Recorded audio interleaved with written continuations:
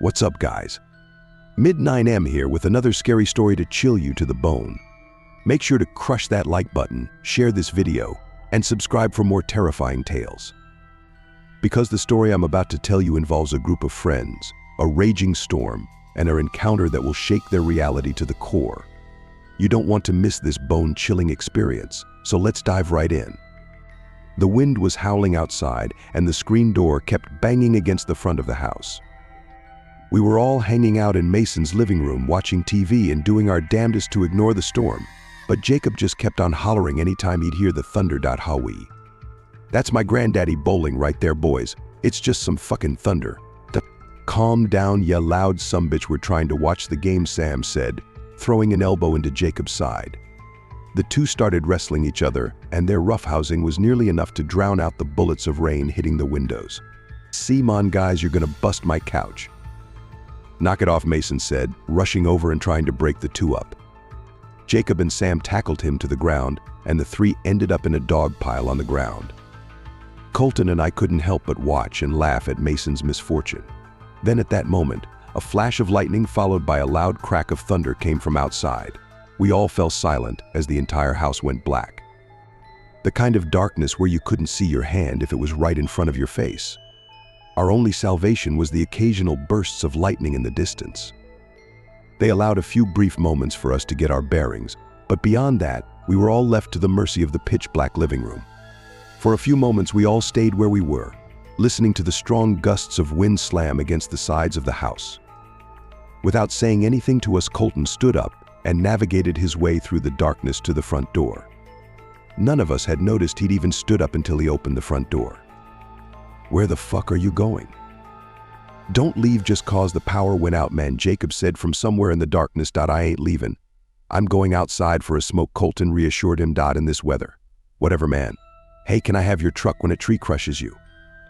Mason said, standing up and dusting the contents of the filthy carpet off himself. "You sons of bitches best bury me in that thing," Colton replied, letting out a chuckle before heading out the door. "Well, what the fuck are we supposed to do now?" Sam asked. I could hear him trying to catch his breath on the floor beside me. We threw some ideas around, but ended up just sitting and listening to the storm again. Occasionally I'd hear a gust of wind and think that it was going to be the one to rip the house from its foundation. It was easily the worst storm any of us have ever lived through. The darkness of the room was the only thing hiding the panic on my face as we listened to the storm rage outside.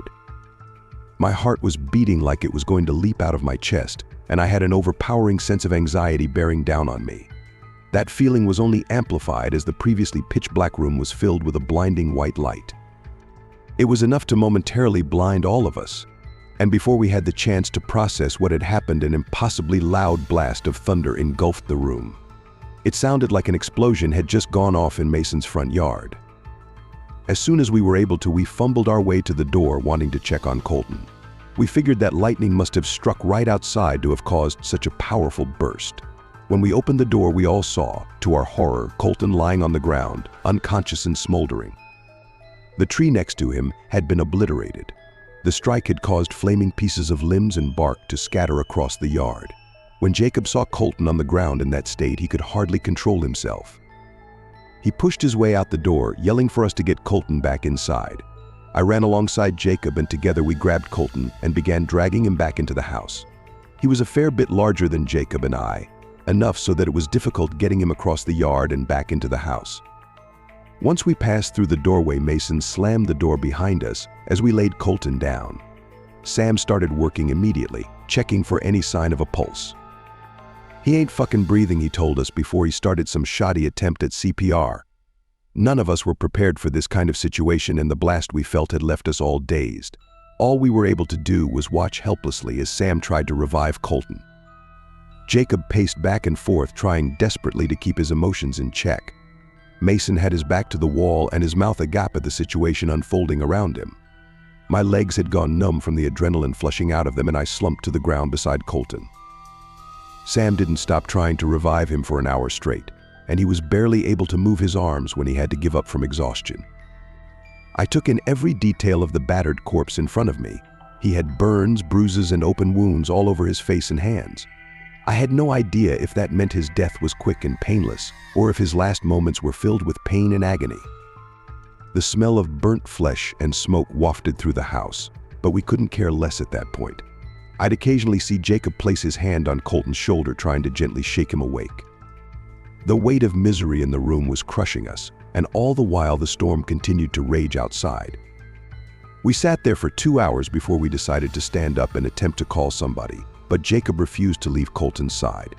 Mason had grabbed a blanket off the couch to place over Colton's body, but Jacob resolved to give him one last nudge on the shoulder. At that very second, Colton jolted upright, taking in deep, heavy breaths, looking at us with wild eyes. We all jumped back, mortified at what we were seeing. Colton looked back and forth at all of us with wild eyes. A few moments passed before Colton stood and hobbled over to the door. We all took a couple of steps back as he did so, watching him with collective bewilderment plastered across our faces. We were unable to look away as Colton forced his broken body to move. I had no idea how he was able to stand, let alone move, with his injuries. He limped and wheezed as he approached the door, clearly in a great deal of pain. The storm was at full force now, but he opened the door and faced it all the same. I heard him attempt to speak, but his lungs had undoubtedly been damaged from the strike. He coughed for a minute as the violent rains forced their way inside the house, soaking through Colton's tattered clothing. He cleared his throat, raised his hand, and croaked out the words that will echo through my mind for the rest of my life. "Peace, be still," he said in a graveled voice, falling to his knees as the words escaped his lips. Before our eyes, the storm that had killed him a few hours ago subsided. We watched the last wave of rainfall shower onto the ground before we were met with silence. No drops of water hitting leaves or crickets chirping. It was just silent. We were awestruck, unable to even try and understand what we had just witnessed. Colton, amid our stunned silence, began to sob.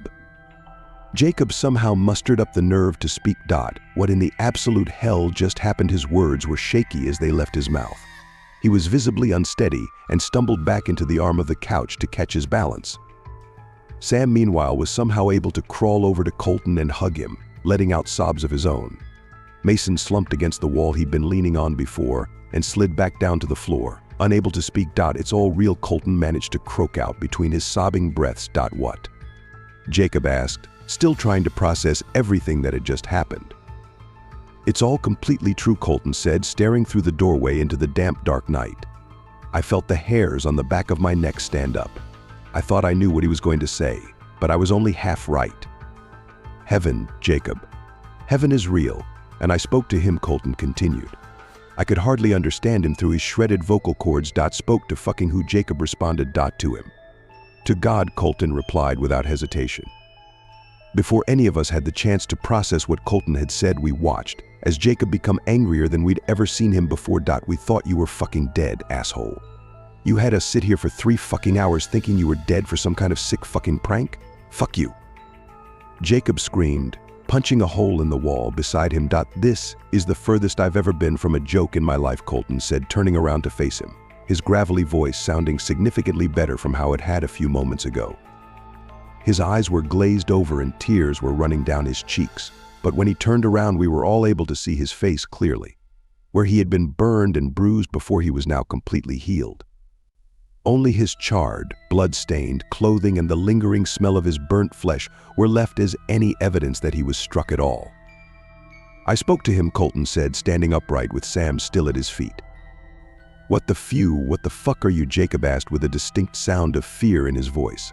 Tears welled up in his eyes once again as his rage immediately dissipated. Colton stuttered, wiping away his own tears. "I am the sword," he said hesitantly. Jacob had opened his mouth to try and respond, but was interrupted by Colton motioning for him to allow him to finish. "The sword who leads the faithful. I am the light of the Lord. I am the warrior blessed by his grace. I am."